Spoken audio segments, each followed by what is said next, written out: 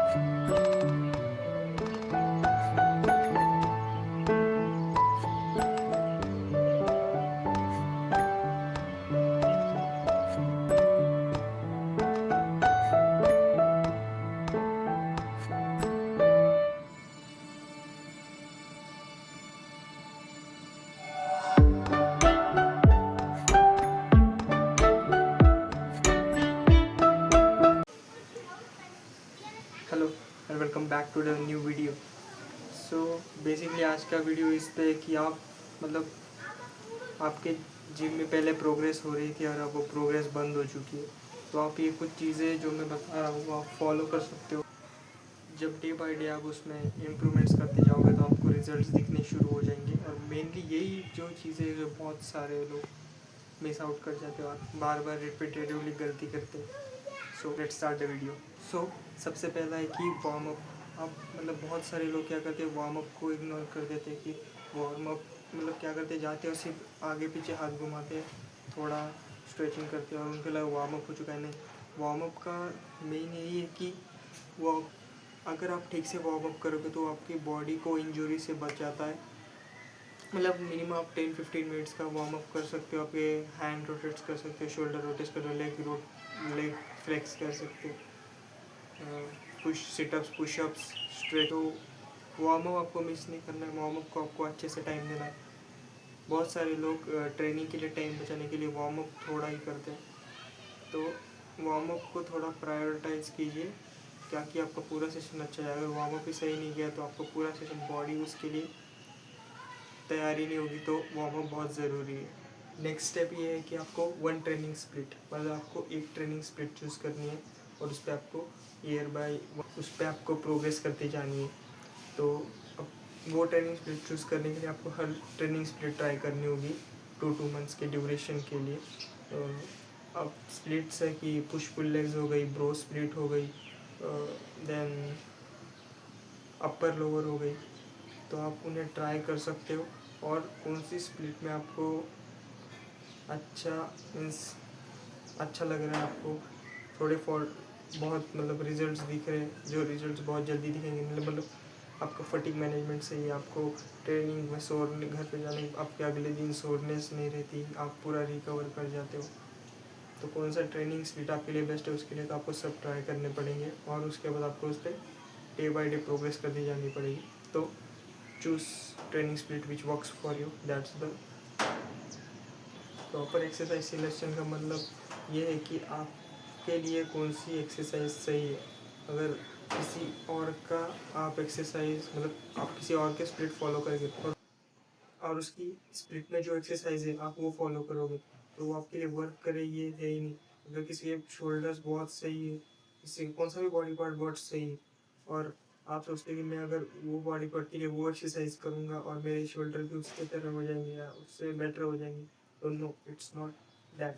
आपके लिए कौन सी एक्सरसाइज वर्क कर रही है, आपका रेंज ऑफ मोशन क्या है, आप इसमें मसल माइंड कॉन्ट्रैक्शन फील कर पाते हो, that every depends on each exercise. आपका किस एक्सरसाइज में आपका फुल फेलियर तक आप जाते हो, दैट डिपेंड्स ऑन। तो सो आपको एक्सरसाइज चूज़ करने के लिए हर एक्सरसाइज ट्राई करनी पड़ेगी, फिर उसमें आपको देखना पड़ेगा कौन सी एक्सरसाइज करने में आपको मज़ा आ रहा है, आपको रिजल्ट्स दिख रहे हैं। सो इसके लिए टाइम लगेगा लेकिन आपको कर। Then mind muscle connection. Mind muscle connection मतलब कि हर रैप हर सेट आपको फील हो आप एक्सरसाइज करने के बाद। क्योंकि बहुत सारे लोग क्या करते हैं, वो एक्सरसाइज तो करते हैं लेकिन वो मसल फील नहीं करते, कहते वो मसल के अंदर नहीं जा पाते। अगर मैं बाइसेप फ्लेक्स कर रहा हूँ और मैं ऐसा पकड़ के ऐसा ऊपर ला रहा हूँ तो मुझे फील हो रहा है कि मैं मेरा हाथ यहाँ पे आके ऊपर कॉन्ट्रैक्ट कर रहा हूँ, स्क्वीज कर रहा हूँ और नीचे लेके जा रहा हूँ। तो बहुत सारे लोग नहीं करते, वो बस क्या करते ऐसे ऐसे मारते रहेंगे, उनके दिमाग में कुछ और चलता रहेगा, वो मसल में घुसेंगे ही नहीं, तो वो ग्रो कैसे होंगे। माइंड मसल कनेक्शन सबसे इम्पोर्टेंट है। और सबसे इम्पोर्टेंट जो और एक बात है वो है फॉर्म, ट्रेनिंग का फॉर्म, मतलब कॉन्सेंट्रिक और इसेंट्रिक मोशन को कंट्रोल करने का। मतलब आप अगर इंक्लाइन डंबल प्रेस पुश कर रहे हो तो आप अगर नीचे आओगे तो आपको पुश करना है और ऊपर स्क्वीज करना है, और नीचे तक स्लोली स्लोली स्लोली स्लोली आके फिर से पुश करके स्क्वीज करना है, ना कि आपको नीचे आके ऐसा fast fast fast fast movement करना है। क्योंकि अगर फास्ट फास्ट मूवमेंट करोगे तो आपकी बॉडी को वही आदत लग जाएगी। मतलब मैं क्या करता था, मैं पहले से कंट्रोल करने का ट्राई कर, पहले मुझसे होता नहीं था। पहले कभी ये हाथ नीचे जा रहा है, कभी ये हाथ नीचे जा रहा है, कभी दोनों शोल्डर पे आ रहा है, कुछ आ रहा है। बट धीरे धीरे अब मैं अगर वेट भी इंक्रीज कर दूँ, मतलब हायर वेट से मारूँ, तो मैं ऊपर जाता हूँ। लेकिन मैं अगर फास्ट लाने का सोच रहा हूँ, मतलब ऐसा लाने की सोच रहा हूँ, तो मैं नहीं कर पाता, क्योंकि वो बॉडी को एडेप्टेशन हो चुका है। तो मैं ऐसे जाता हूँ और मेरे हाथ अपने आप धीरे से नीचे आते हैं और फिर से ऊपर जाते हैं और धीरे से नीचे आते हैं। दैट्स बॉडी को आपको आदत लगानी पड़ेगी। सो कॉन्सेंट्रिक और इसेंट्रिक मोशन को आपको कंट्रोल करना है, उससे ही ज़्यादा। और आपको फेलियर को जाने के बाद आपको पार्शियल रेप्स भी मारने। पार्शियल रेप्स मारने अगर आप एक रेप भी नहीं कर पा रहे हो तो आपको पार्शियल्स मारने safely. Next then you have to do progressive overload. आपको प्रोग्रेसिव ओवरलोड करना, मतलब यहाँ पर एक ही वेट से आपको, अगर आपके माइंड में जो रेप्स थे वो जा रहे हैं, तो आपको वेट को इंक्रीज़ करना है, या तो रेप्स को इंक्रीज़ करना है, या तो सेट्स को इंक्रीज़ करना है।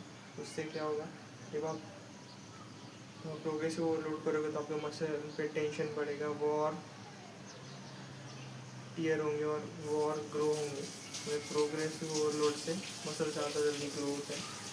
आप एक ही वेट से अगर कंटिन्यू वही करते रहोगे तो it's not going to work. You have to time by time आपको वेट सेट्स और सेट्स नहीं, वेट और रेप्स बढ़ाने होंगे। सेट्स का कुछ ज़्यादा ये नहीं, सेट्स का ज़्यादा लोगों के लिए वर्क करता है, ज़्यादा के लिए नहीं करता, लेकिन रेप्स और वेट्स ज़्यादा के लिए वर्क करता है। प्रोग्रेसिव ओवरलोड का भी एक तरीका होता है कि मतलब आप अगर इंक्लाइन डंबल प्रेस पे अगर अभी 12.5 kg से इंक्लाइन डंबल प्रेस के 11-12 रेप्स निकाल रहे हो, तो आपको सीधा 18 या 20 kg जाने की ज़रूरत नहीं है।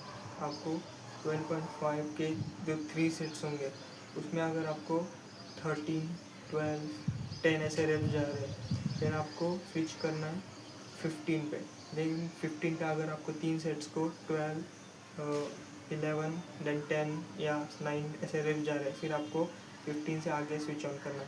क्योंकि एकदम ग्रेजुअली, मतलब एकदम फास्ट आपने अगर वेट बढ़ाया तो आपको इंजरी के चांसेस बढ़ जाएंगे। सो धीरे धीरे प्रोग्रेस करनी है, कोई जल्दी नहीं है। देन सबसे बड़ा टॉपिक आता है, बहुत सारे बिगिनर्स वही करते हैं, वो है ईगो लिफ्टिंग। ईगो लिफ्टिंग यानी अपनी औकात से ज़्यादा वेट उठाना। मीन्स बॉडी उस वेट से हैबिचुअल नहीं है, फिर भी वो वेट को मारना है कि माइंड में है नहीं यार।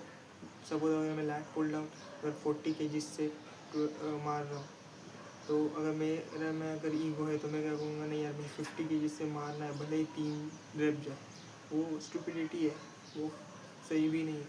उस पर फॉर्म गंदा होगा, रेप रेंज गंदी हो जाएगी, इंजरी के चांसेस ज़्यादा हो जाएंगे, मसल माइंड कॉन्ट्रैक्शन तो मिलेगा ही नहीं।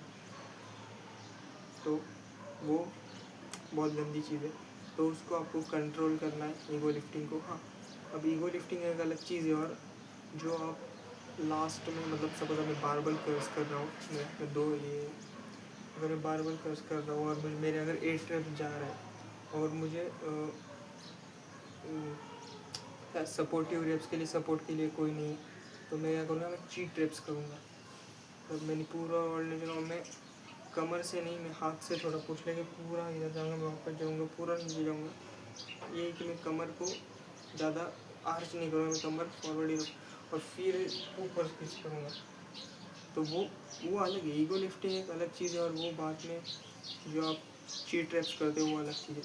बहुत सारे एक्सरसाइज में आपको चीट रेप्स करने पड़ते हैं, लेकिन चीट रेप्स करने का भी एक तरीका होता है, उसका सही तरीका होता है कि आप इंजरी फ्री करो और उसमें आपका पूरा कंट्रोल रहे एक्सरसाइज पे, जो इक्विपमेंट आप यूज़ करें उसके, बस आप ऐसे ऐसे कर रहे हो और आपका उसका कुछ कंट्रोल नहीं है, दैट्स नॉट गुड।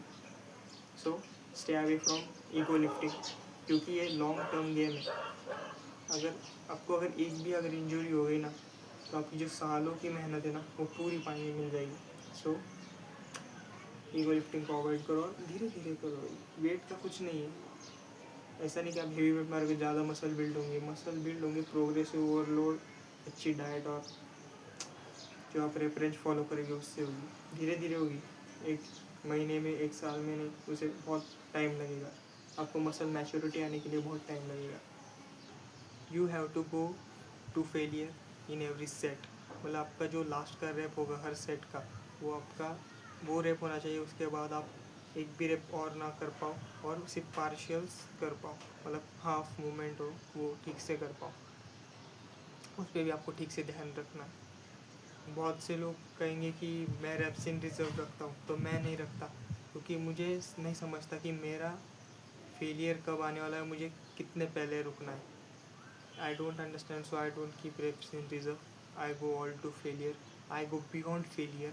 जब मेरा भाई, मेरे दोस्त, मेरे ट्रेनिंग पार्टनर्स हैं जो जब मेरे साथ रहते हैं, तो सपोज़ अगर मैं लैट पुल डाउन, अगर मैं 40 kgs के, अगर मेरे 10 रेप्स है, अगर 10 रेप्स मैंने किए और मैं अकेला हूँ, तो मैं 3-4 पार्शियल्स करूँगा और छोड़ दूँगा। लेकिन अगर वो मेरे साथ है तो मैं 10 रेप्स करूँगा, फिर पार्शियल्स करूँगा, फिर उनका सपोर्ट लेके 15, 16, 17 रेप्स निकालूंगा। लेकिन उससे क्या होता, मतलब उसमें क्या होता है, मतलब मैं बस खींच रहा हूँ नीचे और ऊपर छोड़ रहा हूँ, कंट्रोली खींच रहा हूँ, कंट्रोली।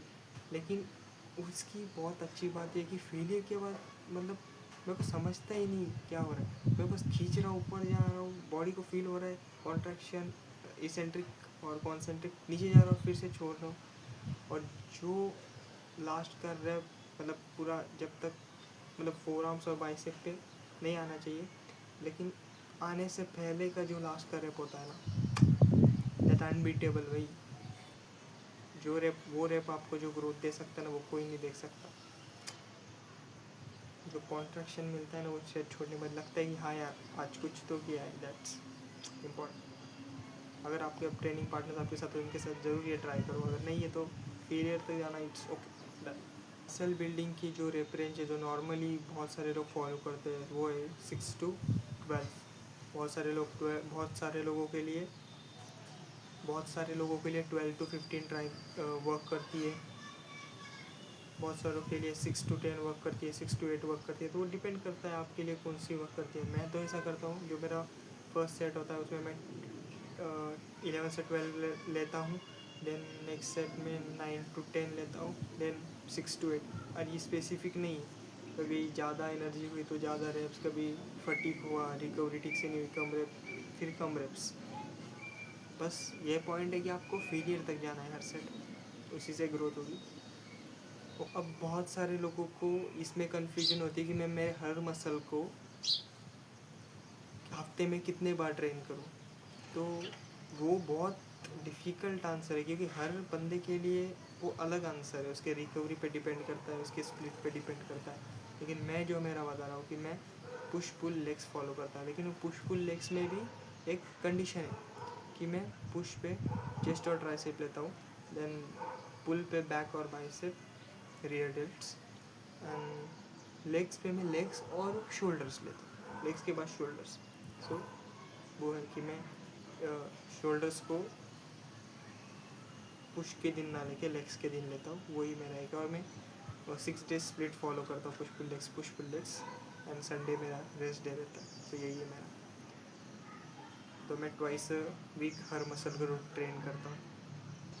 बहुत सारे लोग ब्रो स्प्लिट फॉलो करते हैं, मतलब उनका वो सही लॉजिक होता है। मतलब वो कैसे फॉलो करते हैं, chest back arms legs, chest back arms legs, वो रेस्ट नहीं लेते, वो संडे को भी रेस्ट नहीं लेते, क्योंकि उनकी प्रो स्प्लिट है। उनको अगर 2 टाइम हिट करना है मसल, उन्हें कंटिन्यूएशन में ही चलना पड़ेगा। अगर उन्होंने संडे पे रेस्ट ले लिया तो उनका वो मसल का जो ड्यूरेशन है ना, वो आगे चला जाता है, क्योंकि आपको मसल को हर बार हिट करना ही होगा कि आपकी मसल प्रोटीन सिंथेसिस चालू रहे।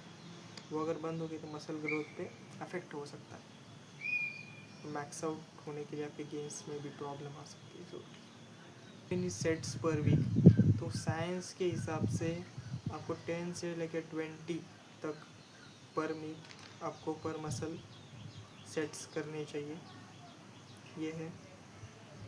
तो आपके लिए कौन सा वर्क कर रहा है देखो, कुछ के लिए 16 करते, कुछ के लिए 12 करते, मतलब सबका सब अलग है। तो आपको देखना पड़ेगा कि आपके लिए कौन से वर्क करते, उसके लिए टाइम देना पड़ेगा, आपके बॉडी को समझना पड़ेगा। तो ट्राई करके देखो कौन सा आपके लिए वर्क करता है। अब होगी भाई सबसे सेंसिटिव टॉपिक पे बात, वो है वॉल्यूम वर्सेस इंटेंसिटी। देखो भाई, कोई कोई लोगों के लिए वॉल्यूम वर्क करता है, कोई कोई लोगों के लिए इंटेंसिटी वर्क करती है। वो डिपेंड करता है उनकी रिकवरी पे, और वो ट्रेन कैसा कर रहे हैं उस पर, उनके लाइफस्टाइल पे डिपेंड करता है। ओके, सो मेरा ऐसा है कि मैं वॉल्यूम प्लस इंटेंसिटी दोनों करता हूँ। मीन्स मेरा वॉल्यूम भी ज़्यादा है और मेरी इंटेंसिटी भी ज़्यादा है। मैं तो यही फॉलो करता हूँ। आपको क्या हो रहा है वो आपको देख कर ना करे, देखना आपके लिए कौन सा सूट हो रहा है वो आपको ट्राई करके देखना पड़ेगा। सो ट्राई और सी। ऐसा नहीं कि किसी के लिए इंटेंसिटी वर्क कर रही है, किसी के लिए वॉल्यूम वर्क कर रहा है तो आप उसका देख के कॉपी करो, वो आपके बॉडी के लिए नहीं होगा, क्योंकि हर बंदे की बॉडी अलग होती है, हर बंदे का रिकवरी टाइम अलग होता है। क्या पता आप उस बंदे से ज़्यादा रिकवर कर लो पहले, वो ना कर पाए। सो हर बंदे की बॉडी अलग होती है, हर बंदे का मेटाबॉलिज्म अलग होता है, हर बंदे का मसल बेली अलग होता है। So try it what works for you, don't copy. And next, कि आपको हर हफ्ते या हर महीने एक्सरसाइज चेंज नहीं करनी। आप जो एक्सरसाइज कर रहे हो, जो आपके लिए वर्क कर रही है, आपको वही वर्क करना है। अगर वो एक्सरसाइज आपको रिज़ल्ट नहीं दिखा रही, मतलब रिज़ल्ट नहीं दिखा रही, मतलब अब रिज़ल्ट नहीं दिखा रही, बहुत लोग इसका ये समझते हैं कि अगर मैं 1 हफ्ता करूँगा, 2 हफ्ता करूँगा तो मेरा बाइसेप अगर 13 इंचेस है तो 14 इंचेस हो जाए, मेरे बैक में लैट्स ठीक से स्प्रेड नहीं हो रही तो वो लैट ठीक से स्प्रेड हो, शोल्डर में कैप राउंड डेल्ट्स नहीं है, चेस्ट का पर चेस्ट ठीक नहीं है तो वो डेवलप हो जाए। नो, वो लॉन्ग टर्म प्रोसेस रहता है, वो लॉन्ग टर्म प्रोसेस से रहता है। अगर आप ठीक से वो एक्सरसाइज फॉलो करेगा, months two month, year two year आप करोगे, वो एक्सरसाइज में आप इतना परफेक्ट हो जाओगे कि उस एक्सरसाइज में आपको कोई हाथ नहीं पकड़ सकता। उसमें उस एक्सरसाइज में आपको मसल माइंड कॉन्ट्रेक्शन इतना सही हो जाएगा कि आपके हर मसल में वो फाइबर में फील होगा। सो डोंट चेंज, जो एक्सरसाइज आपके लिए वर्क कर रही है वो करते जाओ, उसमें प्रोग्रेसिव ओवरलोड करते जाओ, वो रिज़ल्ट ज़रूर दिखाई। अब ये सब चीज़ें तो आप कर लोगे, लेकिन आप फिर से भूल जाओगे। और सबसे इम्पोर्टेंट बात है कि आपको अपना वर्कआउट ट्रैक करना है, मतलब आप वर्कआउट में क्या गलती कर रहे हो, पिछले वर्कआउट से अपने ये वर्कआउट में क्या सुधार लाए, आपने कौन सी नई चीज़ सीखी, वो आपको नोट डाउन करना है और लिखना है। उससे क्या होगा, आप इम्प्रूव करते जाओगे और आप नेक्स्ट लेवल बनते जाओगे। That's the point. देन है रेस्ट इन सेट्स। अब 2 मिनट हम बोलते हैं कि अगर आपको हर सेट में 2 मिनट या 1 मिनट का रेस्ट लेना चाहिए, आइसोलेशन एक्सरसाइज के लिए अलग, कंपाउंड एक्सरसाइज के लिए अलग। लेकिन मेरा ऐसा मानना है कि वो आप पे डिपेंड करता है कि आपको नेक्स्ट सेट कब शुरू करना है। आप जब मेंटली प्रिपेयर होंगे, आपकी बॉडी फटीग फ्री हो जाएगी, आप थोड़ा हाइड्रेटेड हो जाओगे, तब आप करोगे। ना कि क्योंकि देखो, एक बंदा पर्सन है और पर्सन भी है, तो पर्सन भी एकदम फास्ट रेपिटेशन करने, उसने 8-9 रेपिटेशंस किए तो वो हो गया उसका। और एक बंदा है कि उसने एकदम एकदम स्क्वीज किया, कॉन्सेंट्रिक और इसेंट्रिक को एकदम धीरे छोड़ रहा है, और उसके 8 से 10 रेप गए, 8 से 10 रेप के बीच में है, और वो बंदा रेस्ट कर रहा है। तो उस बंदे के लिए रेस्ट टाइम अलग हो रहा है, ये बंदे ने अगर 20 भी रेप मार दिए होते, लेकिन वो फास्ट कर रहा है, उसका मसल तक वो फटीक लेवल गया ही नहीं, उसने मसल को तोड़ा ही नहीं, उसने मसल को फील ही नहीं किया। तो ये बंदे का रेस्ट टाइम और ये बंदे का रेस्ट टाइम अलग है। तो रेस्ट टाइम डिपेंड करता है कि आपने वो सेट कैसे परफॉर्म किया, आपकी रिकवरी हुई या नहीं, पिछले सेट से आप मेंटली प्रिपेयर हो या नहीं। तो ये सब करके आपको अगला सेट स्टार्ट करना है।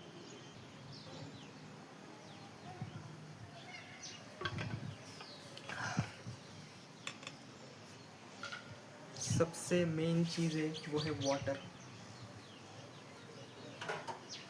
अगर ये चीज़ आप अगर मिस कर रहे हो तो आपका पूरा वर्कआउट सेशन गंदा चला जाएगा।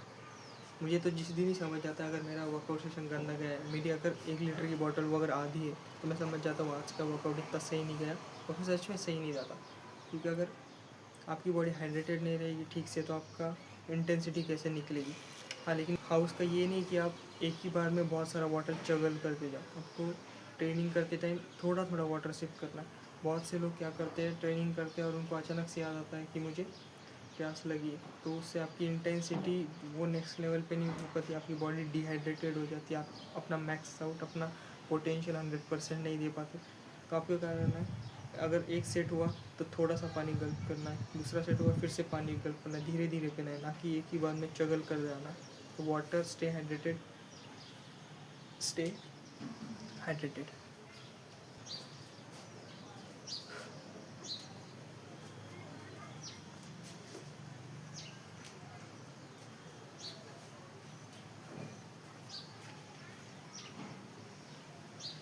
ये वो चीज़ है जो करनी तो सबको है, लेकिन करने में सबको मज़ा नहीं आता, सबको बोर लगता है और सब इसे स्किप कर देते हैं। मैं बात कर रहा हूँ कार्डियो की। देखो, आप अगर जिम जा रहे हो, मसल बिल्ड कर रहे हो, आपकी स्ट्रेंथ बढ़ा रहे हो, वो ठीक है, लेकिन सबसे बड़ा जो इम्पोर्टेंट जो आपका मसल है वो आपका हार्ट है, आपका कार्डियोवैस्कुलर हेल्थ है। आप अगर कार्डियो ही नहीं करोगे तो उससे ब्लड फ्लो ठीक से कैसे मिलेगा, आपका एंड्योरेंस कैसे बढ़ेगा। अगर मैं कार्डियो अपना ठीक से करता हूँ, मैं डेली अपने 10,000 स्टेप्स कंप्लीट करता हूँ, कभी ज़्यादा कैलोरीज खा ली एनर्जी हुई तो और कर लेता हूँ। और मैं हफ्ते में 1-2 बार टाइम मिला तो स्पोर्ट्स भी खेल लेता हूँ, मतलब क्रिकेट या रनिंग, थोड़ा जो खेलने को मिले वो खेल लेता हूँ। फिर तभी समझ आएगी जब आप खेलोगे, आपको पता चलेगा कि आप अगर यहाँ से अगर थोड़ा दौड़ रहे हो तो आप थक जा रहे हो, आप फटीग फील कर रहे हो। आप अगर कहीं ट्रैक पे जा रहे हो तो आप सीधा फटीग फील कर जा रहे हो। तो आपको दोनों मैनेज करना है, आपको स्ट्रेंथ जिम मैनेज करके आपको कार्डियोवैस्कुलर हेल्थ दोनों मैनेज करना है। तो उसके लिए आपको कार्डियो इम्पोर्टेंट है। कार्डियो को बी कंसिस्टेंट, आपको कंसिस्टेंट रहना है, वीक्स के लिए नहीं, मंथ्स के लिए नहीं, ईयर के लिए। आपको ईयर टू ईयर प्रोग्रेस करते जाना है, क्योंकि मसल बिल्डिंग एक लॉन्ग टर्म गेम है। आप थोड़े दिनों में आप मसल गेन नहीं कर सकते। हाँ, अगर आपने छोड़ दिया जो आप सब कुछ कर रहे हो तो फिर से आप वही फेज़ में चले जाओगे, फिर से आपको वही से ही ग्रो करना पड़ेगा। सो बी कंसिस्टेंट। मेरा सबसे फेवरेट पार्ट, मतलब जिसने मुझे अब तक जो ग्रोथ का मुझे वही लगता है कि पोजिंग बिटवीन सेट्स। मतलब मैं सेट्स के बीच में हर पोजिंग करता हूँ। अगर मेरा लैट पुल डाउन का एक सेट हो गया तो मैं पोजिंग करता हूँ, फिर उसके 3 सेट हो गए, मैं हर सेट में पोजिंग करूँगा। फिर केबल रोइंग में पोजिंग करूँगा, फिर टी बार में या बारबल रोइंग में पोजिंग करूँगा। सो क्योंकि जब आप सेट्स के बीच में पोजिंग करते हो तो वो आपके मसल्स को फ्लेक्स करता है और मसल ग्रोथ ज़्यादा होकर होती है। सो मैं अपने हर सेट में फ्लेक्स करता हूँ, तो आप भी फ्लेक्स कीजिए। तो आपकी उससे अच्छा आपका क्या ही हो जाएगा कि आपकी पोजिंग प्रैक्टिस भी हो जाएगी और आपको आपके मसल को परफेक्टली कॉन्ट्रैक्ट करते आएगा। मतलब अगर मैं बाइसेप मेरा ऐसा करके ऐसे कर रहा हूँ तो नॉर्मली, लेकिन मैं ऐसा करके आप ऐसा करो तो आई फील, मतलब फुल कॉन्ट्रैक्शन में देख पा रहा हूँ, मैं समझ पा रहा हूँ कि हाँ मैंने इसको कॉन्ट्रैक्ट किया, ऐसा फुल्ली मुझे समझ में आ रहा है। तो पोजिंग करनी चाहिए हर सेट में। हर बार बोलता हूँ और अभी भी बोल रहा हूँ कि ये बस मेंटल गेम है। आपके पास अगर कुछ भी नहीं है तो आप टेंशन मत लो, बस डेली जिम जाओ, डेली ग्रोथ करते रहो, नई नई चीज़ें सीखते रहो, धीरे धीरे आप प्रोग्रेस करते जाओगे। फिर आप आज के 2-3 साल बाद आपको देखोगे आप टोटली चेंज हो जाओगे। आपकी जो फिज़िक है वो पूरी बदल जाएगी, आपकी लाइफ पूरी बदल जाएगी, आप डिसिप्लिन्ड हो जाओगे। आपको बस डिसिप्लिन्ड और मेंटली फोकस, मेंटली डिसिप्लिन और मेंटली कंसिस्टेंट रहना है, और पेशेंस सबसे इम्पोर्टेंट चीज़ है। तो वीडियो को एंड करता हूँ, जाते जाते यही कहूँगा, train hard, eat hard and recover hard, stay consistent. Thank you for watching this video. Bye.